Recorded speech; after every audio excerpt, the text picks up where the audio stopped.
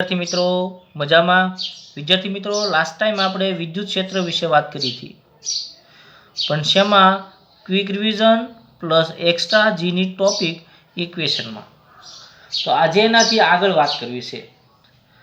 तो पहलो क्वेश्चन एवो पूछाय विद्युत क्षेत्र और विद्युत भार विषे कि कोईपण एक विद्युत भारित गोळो छे आ रीतनो, धारो कि एमनी पासे केटलो विद्युत भार छे, क्यू विद्युत भार छे, तो एमना पर केटલું विद्युत क्षेत्र प्रस्थापित करવું જોઈએ કે જેથી હવામાં તે સ્થિર લટકી શકે।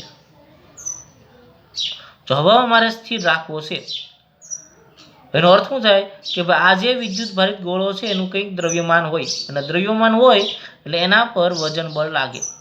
કેટલું બળ લાગે? વજન બળ લાગે mg જેટલું। હવે વજન બળ શું કરશે? પદાર્થને પોતાની તરફ અથવા નીચે તરફ ખેંચશે। तो मारे हवा में विद्युत क्षेत्र कई बाजू लटकावू पड़े अथवा कई बाजू विद्युत क्षेत्र आपवू पड़े? वेरी गुड मित्रों, उध्व दिशा में विद्युत क्षेत्र आपवू पड़े। हवे स्थिर रहे एना माटे शुं थाय? संतुलन। संतुलन क्यारे स्थापाय? कि ज्यारे बंने बळ समान होय त्यारे, એટલે કે F बराबर शुं थाय? mg। पण आ कोण पूरुं पाडशे? विद्युत क्षेत्र पूरुं पाडशे, એટલે QE बराबर mg। आ जेटला पण इक्वेशन आवे छे मित्रों ए बधा याद राखजो। जी नीट में इम्पोर्टન્ટ छे। क्यू अंशमांथी क्या जाए? छेदमां। जो इलेक्ट्रॉन माटे शब्द वापरो होय तो ई आवी जाए अने विद्युत भारित गोळो होय तो क्यू आवी जाए। ओके, आ रीते वात छे। हवे प्रश्न एवो थाय कि विद्युत क्षेत्र नीचेनी दिशामां होत तो नीचे केवुं करे? मुक्त अपतन करे अने परिणामी बळ केटलुं लागे मित्रों? mg प्लस नीचेनी दिशा में बल एटले QE। ओके, आ तो हवा में स्थिर हतो विद्युत भार। हवे मारे विद्युत भारित गोला ने एक आधार साथे लटकाववो छे। आ रीते शुं कर्युं छे मित्रों? मैं विद्युत भारित गोला ने एक आधार साथे में लटकाव्यो छे। शुं कर्युं मित्रों? मैं आधार साथे लटकाव्यो। હવે આધાર સાથે જ્યારે હું નીચે લટકાવું છું ત્યારે ધારો કે વિદ્યુત ક્ષેત્ર હું આ બાજુ આપું છું, કઈ બાજુ? જમણી બાજુ વિદ્યુત ક્ષેત્ર આપું એટલે પરિસ્થિતિ કેવી થશે કે વિદ્યુત ભારિત ગોળો છે આ રીતનો થાય। તો કેટલાનો ખૂણો બનાવશે? થીટા જેટલો ખૂણો બનાવે। દોરી છે એટલે એમાં તણાવ બળ ટી લાગે। ધારો કે અહીં ખૂણો થીટા છે, आ 90 माइनस थीटा हो, अहीं पण थीटा थाय तो आ टी कोस घटक, आ टी साइन घटक। विद्युत भारित गोळो छे એટલે નીચે કયું બળ લાગે મિત્રો? mg બળ લાગે અને વિદ્યુત ક્ષેત્ર કઈ બાજુ? જમણી તરફ, એટલે વિદ્યુત બળ પણ ક્યાં લાગશે? જમણી તરફ લાગશે, QE। આ રીતે પરિસ્થિતિ થઈ મિત્રો। તો હવે મારે બધા બળને સરખાવવા છે। QE बराबर टी साइन थीटा, mg बराबर टी cos थीटा। तो T sine theta is equal to QE, T cos theta बराबर mg। बंनेनो भागाकार करो એટલે एंगल मळी जाए। दोरी साथे केटलो खूणो बनाव्यो लंबे ते QE ना छेदमां mg। ओके, जो एक बल आ बाजू लागे एक बाजू आ बाजू तो परिणामी बल से जोतुं होय केटલું મળશે? आ रीते मळे।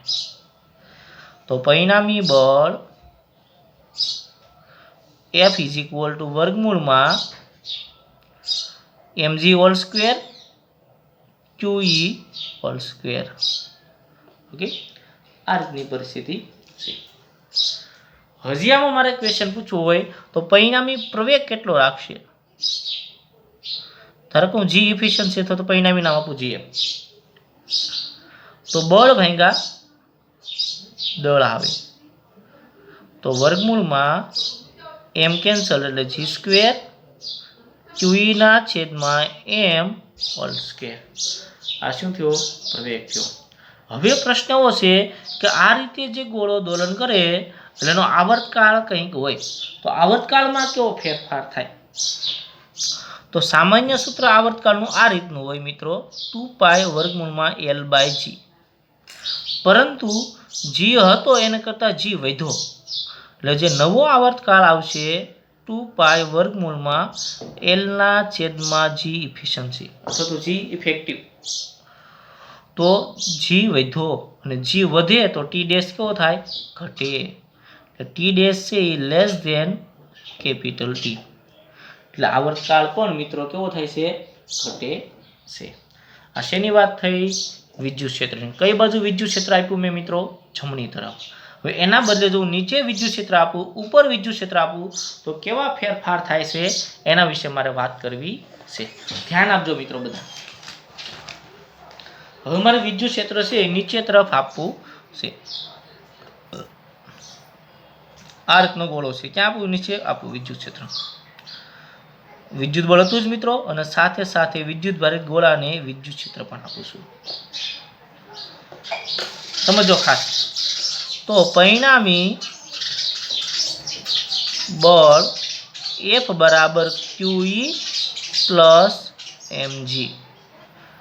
તો G dash is equal to શું આવશે મિત્રો? બોલો. QE by m plus g. તો આવર્તકાળ વધે કે ઘટે? વેરી ગુડ મિત્રો. 2 √L બાય g ડેશ. એટલે g વધ્યો તો આવર્તકાળ ઘટે. હજી સાથે સાથે આમાં જ ક્વેશ્ચન પૂછી નાખું. આ રીતનો ગોળો છે, ઉધ્વ દિશામાં વિદ્યુત ક્ષેત્ર આપું તો હવે બધા મિત્રો મને જવાબ આપી એકવા જોઈએ કે આવર્તકાળ વધે કે ઘટે? તો ધ્યાન આપો. QE પ્લસ આવશે કે માઇનસ આવશે? Very good. QE m minus g, અથવા આ માઇનસ હોય આ પ્લસ હોય. પરિણામી સ્વરૂપ એવું થાય કે જી ઘટે, અને જી ઘટે તો ટી ડેશ વધે. ઓકે, આવા પ્રશ્ન છે એડવાન્સ અથવા તો નીટ ટફ લેવલમાં પૂછી શકતા હોય છે મિત્રો. ઓકે, હવે આ એક ગોળા માટે વાત હતી. હવે આધાર પર મારે હજી મિત્રો બે ગોળા લટકાવવા છે. આ રીતના એક ગોળો અને આ બીજો ગોળો. આમનો પણ વિદ્યુતભાર Q છે, આમનો પણ વિદ્યુતભાર કેટલો છે મિત્રો? Q છે. એમની વચ્ચેનું અંતર હું R નામ આપી શકું, પરીક્ષામાં X પણ આપી શકે, R પણ આપી શકે છે, અંતર કોઈ પણ હોય. હવે બંને વિદ્યુતભાર વચ્ચે કયું બળ લાગે? અપાકર્ષણ બળ લાગે. આ દોરી છે T, તો આ બાજુ અપાકર્ષી બળ લાગ્યું Fe. નીચે કયું બળ લાગશે મિત્રો? વજન બળ. આનો ઘટક કયો આવશે? T cos θ. જો અહીં પણ મિત્રો કયો ખૂણો હોય? થીટા. તો અહીં theta, T cos θ, T sin θ. બંનેને સરખાવીશું same to same. T sin θ બરાબર Fe, T cos θ બરાબર mg. તો tan θ બરાબર Fe, એટલે બે વિદ્યુતભાર વચ્ચે ઉદ્ભવતું વિદ્યુત બળ. તો કુલમ્બના નિયમ અનુસાર KQ² ના છેદમાં RE અથવા R² ઇન્ટુ શું આવશે? mg. જો બે વચ્ચે મિડલ હોય તો ક્યારેક tan θ પૂછો તો R/2, પાસેની બાજુ જો આપી હોય તમને x, તો આ શું થઈ જાય? R/2. પાસેની બાજુ એટલે x અને સામેની બાજુ એટલે R/2. તો સામેની બાજુ R/2 ઇન્ટુ x.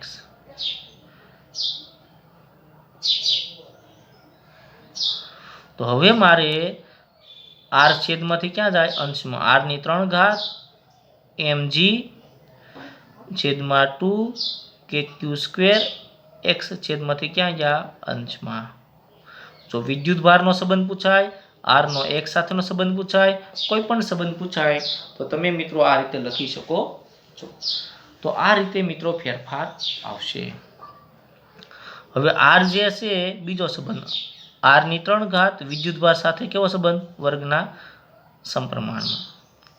તો R ચલે છે Q 2/3 થશે, કારણ કે બે બાજુ ઘનમૂળ કાઢવું. અને જો મારે Q નો સંબંધ જોતો હોય, Q ચલે છે R 3/2. જેવો પ્રશ્ન પૂછાય એવા તમારે જવાબ આપવાના છે. ઓકે, આ મારી વાત થઈ શેની?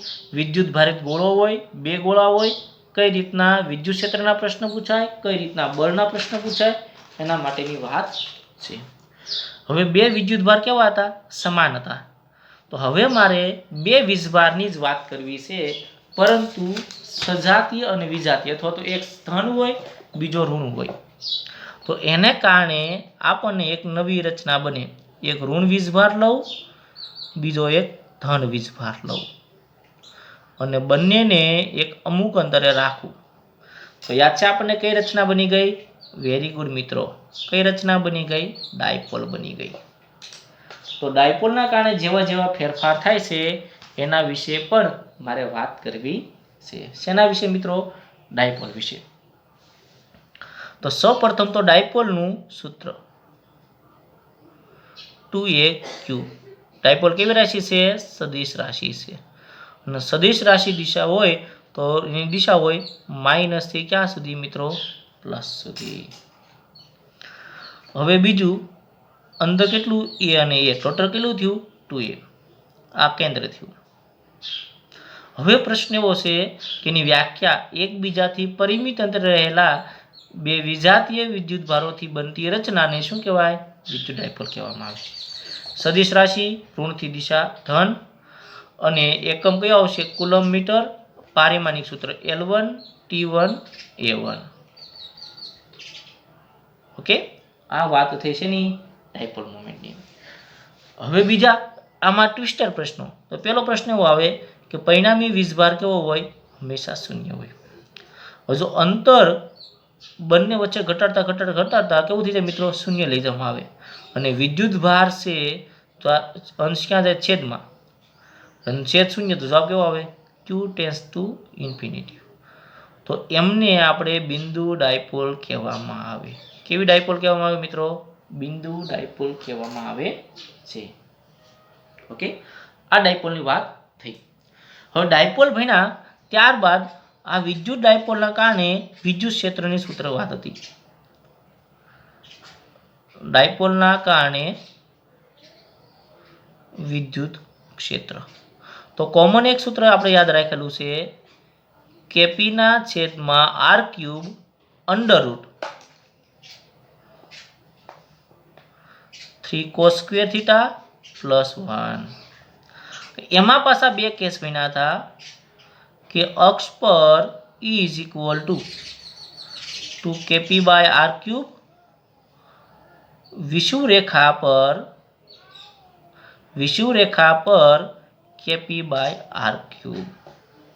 જો બંનેનો ગુણોત્તર લેવામાં આવે તો 2:1 આવે. આ શેની વાત થઈ મિત્રો? ડાયપોલ મોમેન્ટની વાત થઈ. કોના કારણે? ડાયપોલના કારણે વિદ્યુત ક્ષેત્રની વાત થઈ. ઓકે, નેક્સ્ટ કે આ જે ડાયપોલ છે એ માત્ર ને માત્ર ઇક્વેશન તમારે યાદ રાખવાના છે.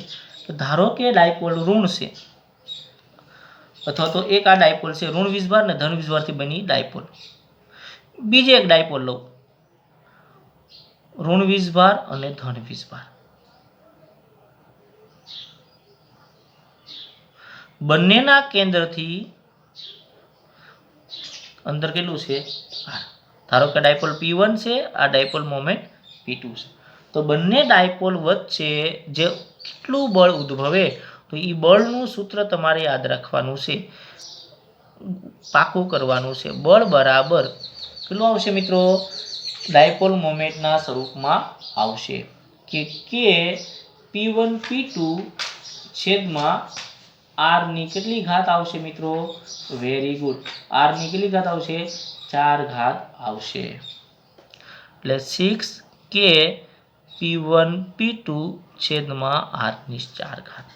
ધન ઋણ એટલે કેવું થાય? હંમેશા આકર્ષણ બળ આવશે. આ સૂત્ર તમારે યાદ રાખવાના છે મિત્રો. ઓકે, નેક્સ્ટ આ ડાયપોલ કેવી હતી? બંને અક્ષ પર હતી. હવે એના બદલે બે ડાયપોલ મોમેન્ટ છે એકબીજાને સમાંતર હોય. આ રીતની પ્લસ ક્યુ વીજભાર માઇનસ ક્યુ વીજભાર, પ્લસ ક્યુ વીજભાર માઇનસ ક્યુ વીજભાર, અને બંને ડાયપોલ વચ્ચેનું અંતર R છે. કેવું અંતર છે મિત્રો?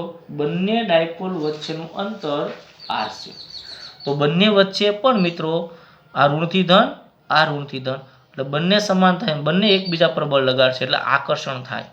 તો એ આકર્ષણ બળ છે કેટલું લગાડશે? 3k p1 p2 છેદમાં r⁴.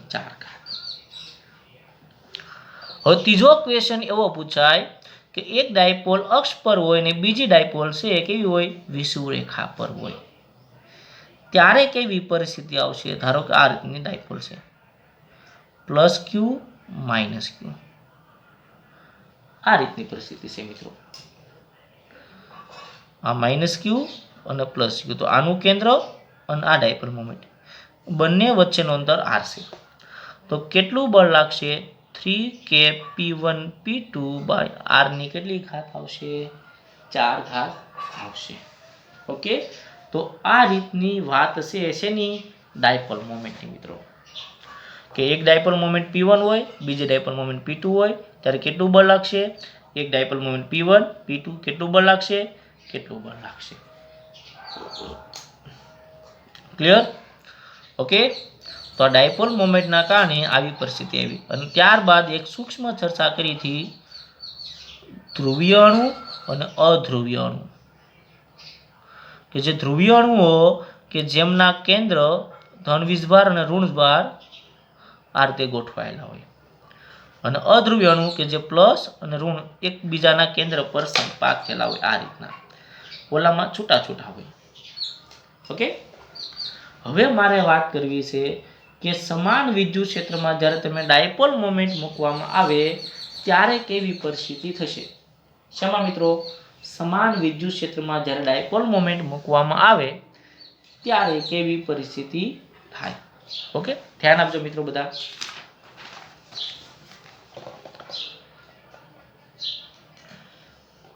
ધારો કે સમાન વિદ્યુત ક્ષેત્ર આ રીતનું બનાવું છું.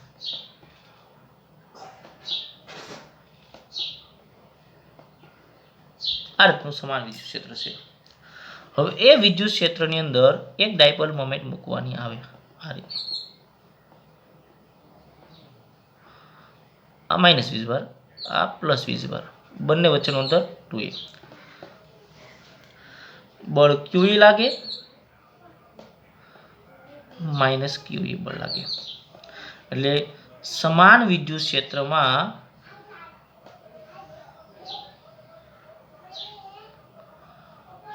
ડાયપોલની વર્તણૂક, સમાન વિદ્યુત ક્ષેત્રમાં જો ડાયપોલ મૂકવામાં આવે તો કેવા પ્રકારની પરિસ્થિતિ ઉત્પન્ન થાય છે એના વિશે મારે વાત કરવી છે. તો સૌપ્રથમ તો પરિણામી બાહ્ય બળ કેવું મળે? 0 મળે, -QE +QE. પરંતુ સમાન દિશા નથી, પરસ્પર વિરુદ્ધ દિશા છે અને એક રેખસ્થ નથી, એટલે ટોર્ક ઉદ્ભવે. અને ટોર્ક ઉદ્ભવે કેટલું ઉદ્ભવે મિત્રો? PE sin θ અથવા તો P × E જેટલું ઉદ્ભવે. ઓકે, આ રીતની છે. એટલે વિદ્યુત ક્ષેત્ર શું કરે? કોણીય સ્થાનાંતર કરાવે આ રીતે. જો કોણીય સ્થાનાંતર કરાવે ત્યારે જો આપણે વિદ્યુત આવી રીતે લઈ જાય, આપણે ક્યાં લઈ ગયા? અમુક ખૂણે લઈ ગયા. તો અમુક ખૂણે લઈ જઈએ ત્યારે આપણે કરેલું કાર્ય છે, ફરી એકવાર આ ડાયપોલ છે એને અમુક ખૂણે સ્થાનાંતર કરાવવું. કેટલાના ખૂણે? θ. તો એ કરેલું કાર્ય છે એ સ્થિતિ ઉર્જા સ્વરૂપે સંગ્રહ પામે. આ ટોર્ક હતું તો સ્થિતિ ઉર્જા સ્વરૂપે સંગ્રહ પામે. તો સ્થિતિ ઉર્જા કેટલી હોય? -PE cos θ અથવા તો -P.E. તો આપણે કીધું કે ભાઈ કરેલું કાર્ય છે સ્થિતિ ઉર્જા સ્વરૂપે સંગ્રહ પામ્યું. તો એ કાર્ય કેટલું કર્યું? પ્રશ્ન શું આવ્યો મિત્રો? કે આપણે જે કાર્ય કર્યું છે કાર્ય કેટલું આવ્યું? તો કાર્યનું સૂત્ર આવશે W = PE cos θ1 - cos θ2. શરૂઆતમાં કેવી રીતે હતું? સમાંતર, એટલે 0 ના ખૂણે. cos 0 એટલે 1 - cos θ પણ લખી શકો. ક્યાં લઈ ગયા? અમુક ખૂણે લઈ ગયા. એટલે આ રીતે પણ સૂત્ર આવી શકે મિત્રો, 1 - cos θ. કયું છે? આ સૂત્ર છે. હવે આ જે કાર્ય છે, હવે પ્રશ્ન એવો છે કે આ રીતે ઉપર લઈ જાઓ ત્યારે કોણીય સ્થાનાંતર થાય, પાછું મૂળ સ્થિતિ પ્રાપ્ત કરે, પાછું કોણીય સ્થાનાંતર થાય ત્યારે આવર્તકાળ કેટલો હશે, કોણીય વેગ કેટલો હશે? તો એ કોણીય વેગ મારે જાણવો છે અને આવર્તકાળ જાણવો છે. તો આવર્તકાળનું સૂત્ર છે 2π p/i, જ્યાં p શું દર્શાવે? ડાયપોલ મોમેન્ટ, e શું દર્શાવે? વિદ્યુત ક્ષેત્ર, અને I શું દર્શાવે? જે તે ડાયપોલ મોમેન્ટની જડત્વની ચાક માત્રા. ઓકે, તો આ પરિસ્થિતિ મને મળી છે ની આવર્તકાળની. કયા કેસમાં? કે જ્યારે સમાન વિદ્યુત ક્ષેત્રમાં ડાયપોલ મોમેન્ટને મૂકવામાં આવે ત્યારે કેવી પરિસ્થિતિ થાય. તો એમાં બે પ્રકારના શબ્દ આવે મિત્રો તમારી પાસે, એક સ્થાયી શબ્દ આવે અને બીજો શબ્દ આવે અસ્થાયી.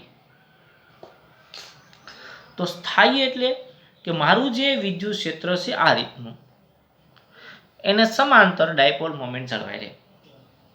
તો ખૂણો કેટલો હોવો જોઈએ? 0 નો. એના બદલે જો હું કાર્ય કરીશ આ રીતે, તો સંપૂર્ણ કાર્ય કેમાં સંગ્રહાય? મૂળ સ્થિતિ ઉર્જામાં. જવું છે ને ક્યાં? 0 ના ખૂણે, પણ આવી ગયું ક્યાં? 180 ના ખૂણે. તો એ કેવી પરિસ્થિતિ કહેવાય? અસ્થાયી પરિસ્થિતિ થાય. આમાં કેવું થાય? મૂળ સ્થાને હતો ને અહીંયા આવી ગયો, ઓલામાં મૂળ સ્થાને આવતો નથી. તો યાદ રાખજો મિત્રો, સ્થાયી એટલે કે મૂળ સ્થાન. મૂળ સ્થાન એટલે થીટા બરાબર કેવો હોય? 0 હોય.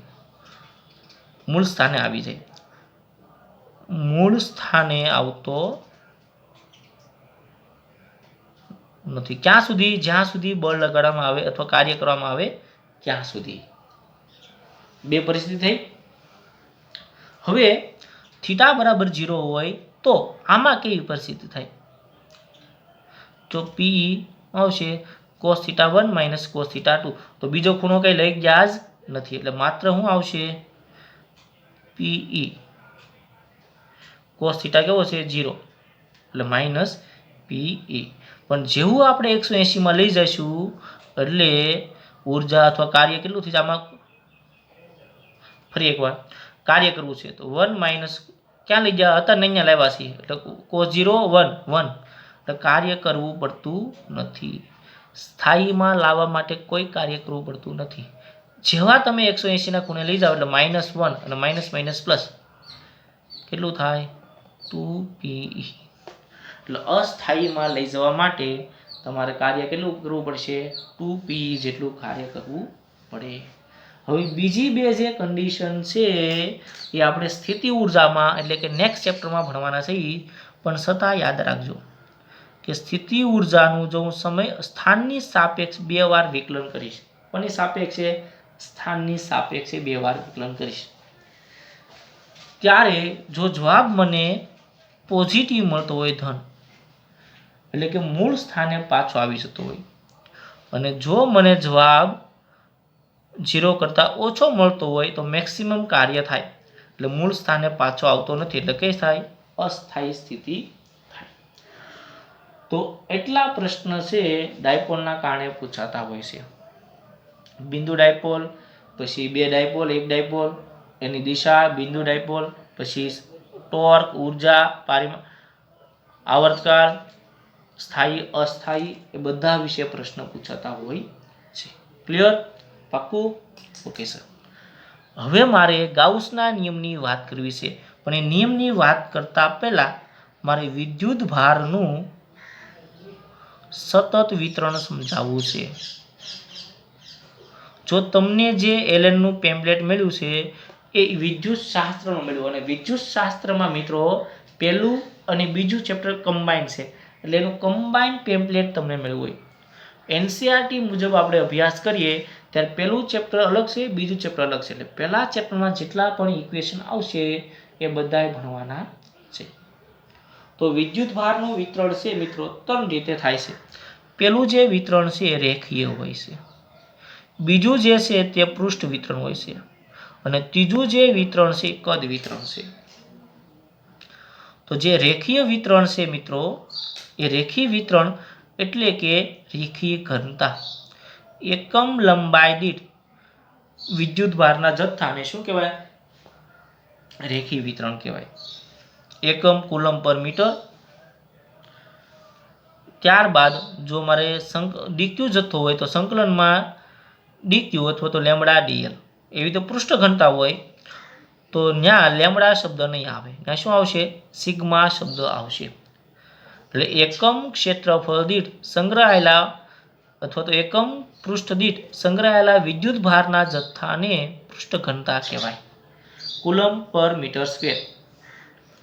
અને કદ ઘનતા એટલે V બરાબર Q/V. ત્યાં આપણે રો શબ્દ વાપરશું મિત્રો. એકમ કદ દીઠ વિદ્યુત ભારને શું કહેવાય? કદ ઘનતા કહેવામાં આવે છે. કે આ મારી વાત થઈ છે ની ડાયપોલ મોમેન્ટ, વિદ્યુત ભાર વિતરણ, વિદ્યુત ક્ષેત્ર અને વિદ્યુત બળ. હવે તમારું એક લાસ્ટ ટોપિક વધ્યો છે એ ફ્લક્સ, અને પછી ગાઉસના નિયમના ઉપયોગો. તો ફ્લક્સ વિશે મારે વાત કરવી છે મિત્રો. શેના વિશે મારે વાત કરવી? ફ્લક્સ વિશે વાત કરવી છે. તો ફ્લક્સ વિશે ચર્ચા કરીએ. બહુ ઇમ્પોર્ટન્ટ અને મજબૂત ટોપિક વિદ્યુત શાસ્ત્ર માટે. પણ કેવું ફ્લક્સ? વિદ્યુત ફ્લક્સ. કોઈ પણ પૃષ્ઠમાંથી પસાર થતી ક્ષેત્રરેખાની સંખ્યા એટલે ફ્લક્સ નામ આપીએ. શેના નામ આપીએ? કોઈ પણ પૃષ્ઠમાંથી પસાર થતી ક્ષેત્રરેખાની સંખ્યા. અને આ રીતનું પૃષ્ઠ હોય, તમારથી જે ક્ષેત્રરેખા પસાર થાય એના વિશે વાત કરવાની છે મારે. શેના વિશે? પૃષ્ઠ વિશે. તો E.A અથવા તો E એ cos થીટા. તો દિશામાં ખાસ મિત્રો ધ્યાન આપવાનું છે. ધારો કે આ રીતનું વિદ્યુત ક્ષેત્ર છે, આ પૃષ્ઠ છે, તો જે પૃષ્ઠ છે એનો હંમેશા લંબ સદિશ ધ્યાનમાં લેવાનો. કયો સદિશ લેવાનો? લંબ સદિશ. તો વિદ્યુત ક્ષેત્ર કઈ બાજુ છે? આ બાજુ છે. લંબ સદિશ ઉર્ધ્વ દિશામાં. તો બંને કેવા ખૂણે થયા? 90 ખૂણે થાય છે. કેટલાના ખૂણે થાય મિત્રો? ધ્યાન આપજો. 90 ખૂણે થાય છે. આ રીતે જો દેખાય? ઓકે. તો એ રીતે ફ્લક્સ લેવાનું છે. શું લેવાનું છે મિત્રો? ફ્લક્સ. અને જો તમારી પાસે વિદ્યુત ભાર ને બદલે આ જે પૃષ્ઠફળ છે સૂક્ષ્મ હોય તો E.dA cos થીટા. શું આવશે? E.dA cos theta. અને જો વર્તુળમય હોય તો એના પરથી ગોસનો નિયમ આવ્યો હતો મિત્રો, phi બરાબર Q/ε0. એટલે કે વિદ્યુત ભાર અને શૂન્યાવકાશની પરમિટિવિટીના ગુણોત્તરને ગોસનો નિયમ અથવા તો ફ્લક્સ કહેવામાં આવે છે. શું કહેવામાં આવે છે? ફ્લક્સ કહેવામાં આવે છે. હવે આ બંને નિયમ પરથી થોડા ઘણા મારે કેસ ભણવા છે. શું ભણવા છે? થોડા ઘણા કેસ. ધારો કે આ રીતનો વિદ્યુત ભાર Q છે અને આ બાજુનો વિદ્યુત ભાર Q છે. તો Q અને Q આ સિગ્મા, એનો અર્થ એવો થાય કે ફ્લક્સ કેટલો આવશે? તો sigma Q/ε. Q plus Q 2Q/ε આપણને એવું લાગે, પણ એ આપણી માન્યતા ખોટી છે. જે પૃષ્ઠ સાથે સંકળાયેલો છે એ જ વીજભાર ધ્યાનમાં લેવાનો. Q/ε0. બીજો ક્વેશ્ચન કે આ રીતમાં એક ડાયપોલ મોમેન્ટ મૂકવામાં આવે ફ્લક્સની અંદર. ડાયપોલ મોમેન્ટ -Q અને +Q. તો ફ્લક્સ કેવો આવશે? 0. Reason? Sigma Q -Q + Q. જવાબ 0 આવશે. ત્રીજો મુદ્દો બનાવું. Q1 Q2 - Q3. તો ફ્લક્સ આવશે Q1 + Q2 + -Q3ε0. ઓકે. તો આ રીતની વાત છે. શેના માટે છે મિત્રો? ફ્લક્સ માટેની વાત છે. અને જો લંબ રૂપે હોત તો જવાબ કેવો આવત? 0 આવત. કેવો જવાબ આવત મિત્રો? 0 આવત. ઓકે. બીજી એક, ધારો કે આ રીતનું એક પૃષ્ઠ આપ્યું છે મને, આ રીતનું. રેડી? આ રીતનું પૃષ્ઠ આપ્યું છે. હવે પૃષ્ઠની અંદર કેટલો વીજભાર સંકળાયેલો છે? Q જેટલો સંકળાયેલો છે. તો ફ્લક્સ આવે ક્યુના છેદમાં એપ્સિલોન નોટ. પરંતુ મને પ્રશ્ન એવો પૂછ્યો કે બાજુના કારણે કેટલું ફ્લક્સ આવે. જો આ રીતનો છે તો આ બાજુમાં કેટલું ફ્લક્સ આવે અને આ બાજુ કેટલું ફ્લક્સ આવે. તો જો બાજુના કારણે ફ્લક્સ પૂછવું હોય, આ કુલ ફ્લક્સ સેન્ટર, તો બે બાજુ છે એટલે ફ્લક્સનો પણ કેવો ભાગ પડશે? બે ભાગ પડશે. એટલે ક્યુના છેદમાં 2 એપ્સિલોન નોટ. આ બાજુ Q/2 એપ્સિલોન, આ બાજુ પણ Q/2 એપ્સિલોન. સ્મોલ ક્યુ રાખો તો આ રીતનું આવશે. ઓકે, જેટલી બાજુ એટલા ભાગ પડે. હજી આ કેસ વધારે સરળતાથી સમજવા માટે એક બીજું એક્ઝામ્પલ આપીશ, મસ્ત મજાનું, અને એ એક્ઝામમાં વારંવાર પૂછાતો પ્રશ્ન છે. આ રીતનો મને એક સમઘન આપ્યો છે. શું આપ્યું છે મિત્રો? સમઘન આપ્યો છે. હવે સમઘન આપી દીધો છે તો સમઘનમાં એક ખૂણો, બીજો ખૂણો, 3, 4, 5, 6, 7, 8, સેન્ટરમાં Q વીજભાર મૂક્યો છે. તો કુલ ફ્લક્સ ક્યુના છેદમાં એપ્સિલોન નોટ અથવા ક્યુના છેદમાં એપ્સિલોન નોટ થાય. પણ ખૂણા સાથે સંકળાયેલું ફ્લક્સ કેટલું હશે? તો આ પહેલો ખૂણો, બીજો ખૂણો, ત્રીજો, ચોથો, પાંચમો, છઠ્ઠો, સાતમો, આઠમો, એટલે 5 ખૂણો ફ્લક્સ કેટલો આવશે? ક્યુના છેદમાં કેટલા ખૂણા? 1, 2, 3, 4, 5, 6, 7, 8, 8 એ 8 સાથે સંકળાયેલું એટલે 8મા ભાગનું થાય. આ મોસ્ટ ઇમ્પોર્ટન્ટ લાઈન. હવે અમુકે પાછો પ્રશ્ન પૂછ્યો છે કે તમે એવું કીધું કે સાહેબ ખૂણા સાથે તમને ખબર પડી ગઈ, આ બાજુ સાથે પૂછ્યો હોત તો બાજુ કેટલી આવે? આ 1, 2, 3, 4, આ 5 અને પાછળની છઠ્ઠી, એટલે કેટલી બાજુ થઈ મિત્રો? 6 બાજુ થઈ. તો simple answer, very good, 6 epsilon naught. હજી ઘણાને એવો પ્રશ્ન પૂછ્યો કે સાહેબ ધાર સાથે પૂછ્યો હતો, ધાર એટલે આ લાઈન, બાજુને ધાર 1, 2, 3, 4, 5, 6, 7, 8 અને અંદરની 4 એટલે કેટલી આવે મિત્રો? 12 ધાર થાય.